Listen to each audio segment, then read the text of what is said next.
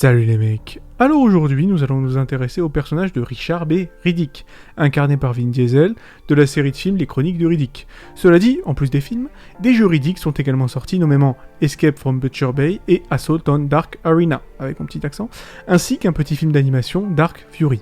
Autant vous dire qu'il y a pas mal de choses à dire sur ce pauvre Riddick, alors ne perdons pas plus de temps. Avant toute chose, je préfère quand même préciser que l'univers de Riddick est un univers purement sci-fi, situé au XXVIIe siècle, où l'on suit les aventures d'un criminel en cavale dans tout l'univers nommé Riddick. Alors, le personnage de Riddick s'avère être, comme le sous-entend la miniature de cette vidéo, un prédateur très habile, extrêmement mobile et furtif. Il a une vaste connaissance de la façon de tuer presque tous les humanoïdes existants dans l'univers, et ce de diverses manières. Il est un survivant de l'extrême, et il est notoirement difficile à repousser. Riddick est également un dangereux criminel meurtrier, bien que malgré cela, il peut parfois faire montre d'actes héroïques, généralement à l'encontre de son propre jugement et de sa nature survivaliste. Autre détail, et pas des moindres, Riddick n'est pas tout à fait humain. C'est un Furian, membre d'une race de guerriers anéanti par un conflit militaire qui a laissé sa planète, Furia, dans un état de désolation. Riddick est donc l'un des derniers survivants de son espèce à la Lobo ou Superman. Donc déjà, on voit que Riddick est un personnage qui est loin d'être tout blanc, surtout dans sa première apparition dans l'excellent film Pitch Black, que je vous conseille très chaudement, où il est clairement montré davantage comme un méchant que comme un anti-héros. C'est d'ailleurs quelque chose que j'ai apprécié, car Riddick n'est pas un personnage censé être trop dark mais qui finalement ne l'est pas, et qui n'est présenté que comme un personnage moralement ambigu sans jamais vraiment assumer, et qui finalement n'accomplit rien de véritablement méchant comme un Sasuke Uchiwa de Naruto par exemple, parce que, sans vouloir spoiler dans Pitch Black, Riddick est un être assez malveillant, et il aurait sans hésitation aucune, abandonner des innocents qui comptaient sur lui sur une planète remplie de monstres sanguinaires, si ce n'était pas pour le personnage de Caroline Fry, héroïne du film, qui viendra l'obliger à revenir pour sauver tout le monde. Et encore, même là, Riddick ne revient pas par bonté de cœur ou par acquis de conscience, mais justement par curiosité. Au tout début du film, juste pour rappel, qui commence alors que Caroline Fry, pilote de vaisseau spatial qui transporte généralement des civils ou des marchandises, hésite à se débarrasser de la section passager de son vaisseau alors qu'il connaît une panne en plein vol, et qu'il s'apprête à se cracher sur une planète inconnue. En gros, et pour faire simple, Fry a clairement hésité à sacrifier tous les passagers de son vaisseau pour sauver sa propre peau. Et elle s'en voudra à cause de cela durant toute la durée du film. Donc, quand à la fin du film, Fry part chercher Riddick afin qu'il revienne sauver tout le monde sur la planète, on voit que son personnage a clairement évolué, et c'est justement cela qui intrigue Riddick. D'ailleurs, le Furian proposera très gentiment à Fry de tous les abandonner à leur sort et de venir avec lui, ce à quoi Fry lui répondra d'aller se faire shampouiner, tout simplement. Ce qui ne fait que redoubler la curiosité de Riddick envers elle. En fait, Riddick veut seulement savoir si Fry, qui, il y a un jour de cela, était prête à laisser tout le monde crever pour sa propre survie, est maintenant, à présent capable de risquer sa peau pour sauver celle des autres. Et c'est pour cette raison, et cette raison seulement, que Riddick revient aider tout le monde. Ce n'est pas vraiment parce que c'est un mec bien, mais justement parce que c'est un mec curieux de la nature humaine. Donc on en vient à la question à laquelle cette vidéo va essayer de répondre. Est-ce que Riddick est un héros ou un prédateur sans pitié ? Donc, pour répondre à cette question, on va devoir d'abord s'intéresser aux Furian, la puissante race de guerriers de l'univers de Riddick, et dont ce dernier provient. Ok, donc les Furian ont autrefois occupé la planète Furia, eux-mêmes descendants des humains qui avaient quitté la Terre des milliers d'années avant les événements du premier film, dans Pitch Black. Avec ces températures extrêmes et ces prédateurs locaux agressifs, seuls les plus forts des humains ont survécu sur Furia, ce qui leur a ouvert la voie à une évolution progressive en véritables prédateurs humains. Bien que pas nécessairement surhumains, les Furians en général étaient tout de même impressionnants physiquement, beaucoup plus résistants, plus rapides, plus robustes et plus résistants à la douleur que les autres humains. Ils étaient également plus agiles, avaient une endurance incroyable, avec des instincts bestiaux, qui faisaient d'eux des chasseurs hors pair sur leur planète impitoyable. Mais voilà, plusieurs mois avant la naissance de Riddick, un puissant nécromonger nommé Zillo a mené un assaut génocidaire sur Furia pour tenter d'éviter une prophétie qui annonçait sa mort aux mains d'un jeune Furien. Bon, alors, qu'est-ce qu'un nécromonger, me demanderez-vous ? Alors, l'Empire nécromonger est un empire religieux, et ses membres constituent l'une des 4 races les plus anciennes de l'univers de Riddick. Ils propagent avec zèle et violence leur religion, qui croit que la vie biologique est une menace au bien-être de l'univers. Et ils ont l'intention de convertir ou de tuer tous ceux qui s'opposent à eux, évidemment, voilà, ce sont de gros méchants. Ainsi, la violence qui s'ensuivit a failli anéantir toute vie sur Furia, et Zillo le Nécromonger a longtemps cru que les Furians avaient été exterminés jusqu'au dernier. Malheureusement pour lui, Riddick a réussi à s'échapper. Et après avoir vécu sa vie en fuite comme un dangereux criminel à travers la galaxie, il finira par revenir pour accomplir la prophétie en tuant Zillo. Alors, pour être tout à fait honnête avec vous, je dois vous avouer que c'est un peu le côté paresseux les chroniques de Riddick, en tout cas concernant la backstory de Richard Riddick. Parce que je pense qu'on va tous tomber d'accord, voilà, la backstory de Riddick, c'est pas la chose la plus originale qu'on ait jamais entendue. Parce que bon, le délire de l'élu, slash Chosen One en mode Harry Potter, du dernier de ton espèce en mode kryptonien, et le délire de la prophétie autoréalisatrice du méchant qui accomplit la prophétie, qui est censé le tuer en essayant justement de l'arrêter, à la roi Arthur, Mordred ou même Voldemort, qui veut tuer Harry pour empêcher la prophétie de sa mort de se réaliser, ce qui permet justement à ses derrière de s'accomplir. Bon, bref, tout cela est vraiment cliché, assez paresseux en termes d'écriture, franchement, voilà. Et pour tout vous dire, je préfère la caractérisation de Riddick dans le premier film, dans Pitch Black, dans lequel il apparaît. Parce que dans Pitch Black, Riddick n'est ni un Furian, ni l'élu d'une prophétie, ni rien du tout. C'est juste un ignoble taullard qui a passé sa vie en zonzon et qui a fait une opération oculaire qui lui permet de voir dans le noir. Riddick est un humain normal, un criminel plus malin et plus débrouillard que les autres, c'est tout. Et très honnêtement, ça suffit. Ce n'est qu'après que le passé de Riddick a été retcon, et qu'on lui a ajouté un background avec Furia et je sais pas quoi. Voilà. Continuons de dérouler le lore. Alors, comme je vous l'ai dit, les Furians sont plus forts physiquement que les humains normaux. Mais parmi les Furians, existe une petite faction dont Riddick fait partie évidemment, appelée Alpha Furian.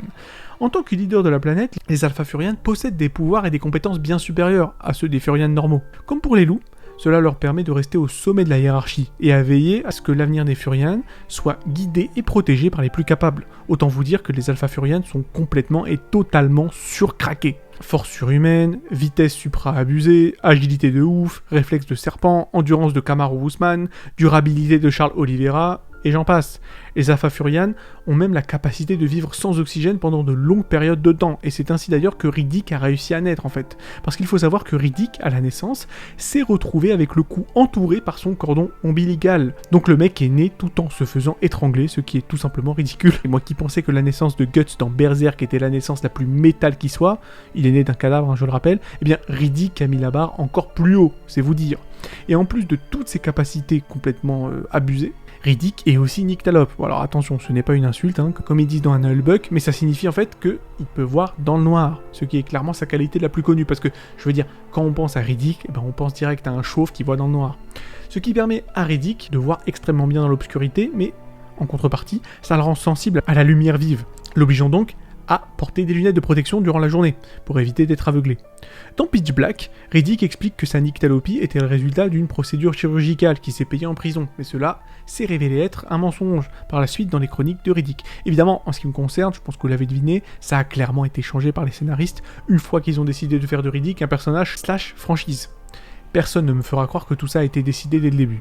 Parce qu'il est clair que dans Pitch Black, Riddick n'est pas censé être autre chose qu'un humain normal. Je veux dire, on ne voit rien de sa force surhumaine ou de ses capacités de Furian. Évidemment, il révélera dans les films qui suivront par la suite donc qu'il a menti sur son identité dès le début, mais c'est du retcon pur et dur. Alors, pour ceux qui ignorent ce que veut dire le mot retcon, eh bien ça veut dire rétrocontinuité. Ça désigne une altération de faits établis dans une œuvre de fiction antérieure, par l'apport de nouveaux éléments explicatifs et narratifs. Exemple, pour vous expliquer ce charabia, dans Star Wars, donc le retour du Jedi, Leia dit à Luke qu'elle se rappelle de leur mère, et que c'était une femme douce et triste. Le problème, c'est que bien des années plus tard dans la Revanche des Sith, Padmé, donc la mère de Leia et Luke, meurt quelques minutes après la naissance de Luke et Leia, ce qui rendrait donc impossible pour Leia de conserver un souvenir de sa mère. Donc la continuité de Star Wars a été changée. Sauf que bon, dans le cas de Riddick, c'est pas facile à prouver.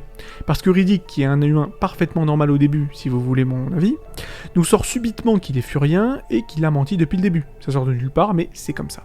Cela dit, Riddick n'est pas l'unique survivant des Furians. Il y a aussi She-Ra, qui était une femme furiane qui apparaît à Riddick en vision, notamment dans les chroniques de Riddick, et dans le jeu Escape from Butcher Bay, qui se situe avant les événements de Pitch Black. She-Ra y joue un rôle essentiel en rappelant à Riddick qui il était, le guidant dans une juste quête de vengeance.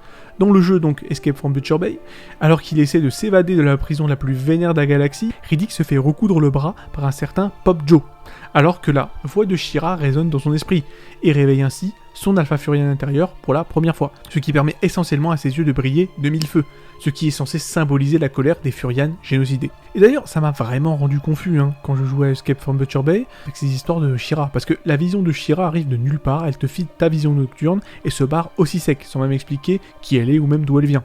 Et jamais au cours du jeu, cette scène ne serait-ce que discutée. Ce qui veut dire que si tu n'as pas vu les films, t'as aucune chance de piger ce qui se passe en fait. Et en ce qui concerne le jeu en lui-même, Escape from Butcher Bay, c'est un bon jeu sans nul doute. Il faut savoir que j'avais beaucoup d'attentes en le commençant, et je n'irai pas jusqu'à dire que j'ai été déçu, mais on va dire qu'en termes de lore et de personnages, eh bien, le jeu n'ajoute pas grand chose à l'univers Riddick. Alors ouais, c'est une préquelle, et on apprend comment Riddick s'est retrouvé dans le vaisseau de Fry au début du film Pitch Black. Mais ça s'arrête là. Je veux dire, prenons Jones par exemple, le chasseur de primes qui enferme Riddick dans Pitch Black, pour le vendre aux autorités. Dans Escape from Butcher Bay, on en apprend plus sur lui, ou en tout cas, par rapport à sa relation avec Riddick. Sauf que ça colle pas du tout avec Pitch Black. Tout au long du jeu, Riddick et Jones s'entraident, parce que Jones s'est fait carotter par le directeur de la prison de Butcher Bay, qui lui prend Riddick sans lui payer sa prime.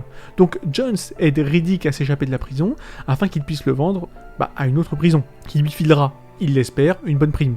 Et il y a une dynamique intéressante qui se met en place entre Jones et Riddick, et à la fin du jeu, les deux ennemis s'allient pour tuer le directeur de la prison et s'échapper à bord d'un des vaisseaux de Butcher Bay.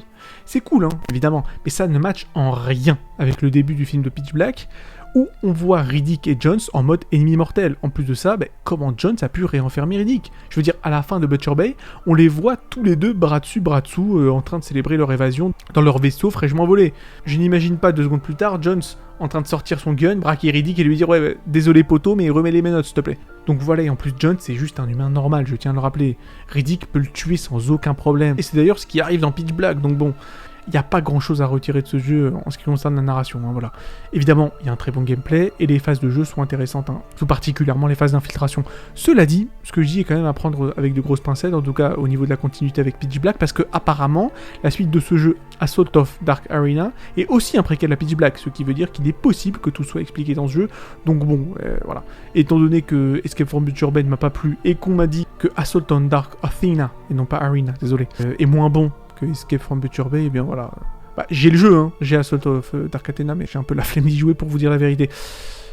Enfin bon, je préfère le dire, Escape from Butcher Bay est un jeu difficile et purement infiltration, donc si c'est votre cam, allez-y, sinon abstenez-vous, et je pense sincèrement que le côté licence Riddick n'apporte pas grand-chose à l'intérêt du jeu, parce que la franchise est mal utilisée. Bon, maintenant qu'on a fait le tour du lore et des jeux, eh bien, parlons un peu de Riddick en tant que personnage. C'est un homme d'une nature assez contemplative, curieusement, qui broie souvent du noir et qui tue tout ce qui bouge de manière égale. Mais il y a plus à dire sur Riddick qu'il n'y paraît. Bien qu'il soit un tueur impitoyable ainsi qu'un condamné à mort notoire, eh bien, Riddick n'a jamais vraiment été montré en train de tuer quelqu'un qui n'essayait pas activement de le capturer ou de le tuer de prime abord. De la même manière, il a peut-être le gabarit d'un char d'assaut, mais il y a un gros cerveau derrière son crâne chauve. Riddick est patient, calculateur, observateur et fin tacticien. Il est capable d'examiner une situation, d'évaluer son degré de réussite et d'échec, et de partir de là. On le voit tout du long d'Escape from Butcher Bay d'ailleurs. Et selon la novélisation de Pitch Black, Riddick a rejoint l'armée de la planète sur laquelle il a grandi lorsqu'il a eu 18 ans. Il a dû apprendre à éviter les animaux sauvages dangereux de la planète lors de missions sur le terrain, évidemment. Bien sûr, il est devenu plus tard un dangereux prisonnier évadé. Ça, je l'ai dit plein de fois. Cela dit, même si on ne le dirait pas, Riddick aime beaucoup les enfants, de manière saine, bien sûr. Je préfère le préciser. D'ailleurs, c'est ainsi que Jones, paraît-il, l'a attrapé en premier lieu, en exposant cette faiblesse et en prenant donc des gosses comme otages. On comprend ainsi mieux, comment un type normal a pu capturer le gars le plus vénère de la galaxie. Donc on peut dire que Riddick, au fil des films et de ses apparitions dans les médias tels que le jeu vidéo, est devenu un anti-héros classique, en laissant derrière lui son côté méchant, seulement visible dans Pitch Black, ce film où Riddick se comporte véritablement comme un criminel sans cœur. Et je dois avouer que Pitch Black est pour moi le meilleur élément de la franchise Riddick. Ce qui est bien dans Pitch Black, c'est que c'est un film qui est fait d'opposition et de contraire. Thématiquement, ça fait sens, parce que quand il fait nuit, tout ce qui est dans la lumière, est un peu inversé. Donc déjà, l'un des compagnons de Riddick, Imam, qui a des enfants, au final, n'en a pas. Le héros Jones, gentil chasseur de primes à la base, se révèle être un drogué. Le méchant, le vilain Riddick, se montre finalement être un héros. Et le garçon Jack est en fait une fille. Sans parler évidemment du pilote Fry, de son petit nom Caroline, qui était prête à tuer tout le monde pour sauver sa peau au début du film, et qui finira par se sacrifier pour sauver tout le monde à la fin du film. Cela dit, Pitch Black n'est pas le seul bon film de la franchise à mes yeux. Il y a aussi Dark Fury, le film d'animation fait par les mêmes mecs qui ont produit Animatrix, donc forcément, vous doutez bien que déjà ce sera beau à regarder. Dark Fury se passe juste après Pitch Black. Le trio survivant de Pitch Black, c'est-à-dire Riddick, Imam et Jack, se font attraper par la main privée d'une femme riche à moitié folle qui collectionne les plus grandes œuvres d'art de l'univers et qui considère Riddick comme un artiste du meurtre. Et c'est l'occasion pour de superbes scènes de combat animés, où on voit Riddick rouster tout ce qui bouge, et ça permet également de travailler le personnage de Jack, qui finit par péter les plombs à la fin du film, ce qui augure de son évolution dans les chroniques de Riddick. Et pour tout vous dire, je pense très sincèrement que le personnage d'Imam Le troisième membre des survivants de Pitch Black est un sidekick, un faire-valoir très original pour Riddick. En général, le faire-valoir du héros fonctionne comme un miroir du héros. Si le héros est stupide, eh bien, son faire-valoir sera intelligent, comme Ginny Seloy dans Tales of Symphonia. S'il est lâche, le faire-valoir sera courageux, comme Kurono et Kato dans le manga Gantz, et ainsi de suite, ce qui permet de souligner les qualités et les défauts du héros. Mais dans le cas de Riddick et d'Imam, eh bien, ils sont en fait très semblables, et beaucoup plus qu'on pourrait le croire au début. Déjà, pour présenter rapidement Imam, c'est un prédicateur musulman, qui se rendait à la Nouvelle Mecque pour son prêche annuel, et qui s'est retrouvé coincé sur la planète abusée de Pitch Black au début du film, comme tout le monde d'ailleurs, et fera partie des 3 personnages qui s'en sortiront vivants. Donc c'est quand même sympa de voir un Renoir survivre à la fin d'un film survival, et de voir l'héroïne blonde mourir à la fin donc, de ce film survival, et c'est quand même assez original. Sur ça, à la limite, on peut rien dire, parce que clairement, Caroline Fry est l'archétype de la Final Girl. Pourtant, elle finit par mourir. Pour en revenir à Imam, eh bien, il est quand même intéressant de constater qu'il s'opposera à Riddick plus d'une fois, alors qu'il n'avait aucune garantie que Riddick ne le tuerait pas tout simplement. Donc, on croirait que tout oppose ces deux personnages de prime abord, mais en fait pas du tout. Imam est un homme d'âge moyen comme Riddick, il a la tête sur les épaules comme Riddick, il apprécie les gosses comme Riddick, et tous les deux sont des hommes spirituels et qui croient en Dieu. La grosse différence c'est que Imam est un homme pieux, et que Riddick lui est en rébellion contre le Tout-Puissant. Il fait partie de la catégorie assez réduite des Nei-théistes. Alors donc, ce qu'on appelle un Nei-théiste, au contraire d'un athéiste, est une personne qui croit en Dieu, mais qui refuse de lui vouer un culte. Riddick considère donc qu'il s'est fait léser par Dieu, ce qui bien sûr le met en totale et directe opposition avec Imam, et ça permet au personnage de Riddick d'être vu sous un angle différent. Bon, en ce qui me concerne personnellement, je suis complètement du côté d'Imam, évidemment. Mais la philosophie de Riddick a au moins l'élégance d'être originale, à défaut d'être intelligente. Bon, la vidéo a duré assez longtemps, et au final, à la question Riddick, héros ou prédateur, eh bien on peut répondre paresseusement les deux. Mais si on creuse, la réponse la plus logique serait prédateur, puis par la suite héros. Parce qu'il faut savoir qu'à la base, dans le script original de Pitch Black, c'était Riddick qui était censé se sacrifier à la fin du film, pas Caroline Fry. Mais au fil de la production, les producteurs ont flairé le potentiel du personnage de Riddick et qu'ils pouvaient construire toute une franchise autour de lui. Alors ils ont changé le script à la dernière minute et ont fait mourir Fry à sa place. Par la suite, ils en ont fait un mec bien plus sympa et il est passé de tolard louche à élu de la prophétie et dernier membre de son peuple génocidé en pur Superman mode. Et comme je l'ai déjà dit, je le préfère nettement dans Pitch Black, Dark Fury ou même Escape from Butcher Bay, que dans les films qui sont sortis par la suite. Et d'ailleurs, il y a un film qui est censé sortir dans le futur, donc Furia, qui annoncera le grand retour de Riddick sur grand écran. On verra ce que ça donne, apparemment c'est un préquel sur la jeunesse de Riddick, mais clairement, je ne suis pas particulièrement enthousiasmé. Voilà. C'est la fin de cette vidéo. Bon, elle est plus courte que mes précédentes vidéos, mais j'ai envie de dire que c'est plus une bonne chose, parce que mes précédentes vidéos étaient des vidéos fleuves, mais c'est des abysses de temps, ces trucs-là. Alors voilà quoi. Mettez un like si vous avez aimé la vidéo, abonnez-vous pour encourager la chaîne, vous connaissez la musique, voilà. Je sais que Riddick, c'est pas forcément voilà, le sujet le plus vendeur ces derniers temps, mais bon. Ça me fait plaisir d'en parler, c'est une franchise que j'apprécie beaucoup, qui est un peu sous-cotée si vous voulez mon avis, mais j'ai envie de dire c'est de la faute des réalisateurs. Ils sont vraiment trop partis en sucette par la suite, en faisant de Riddick un énième clone de Superman, et c'est assez dommage. On va s'arrêter là, je vous ai déjà dit ce que je suis censé vous dire, prenez soin de vous, et à la prochaine.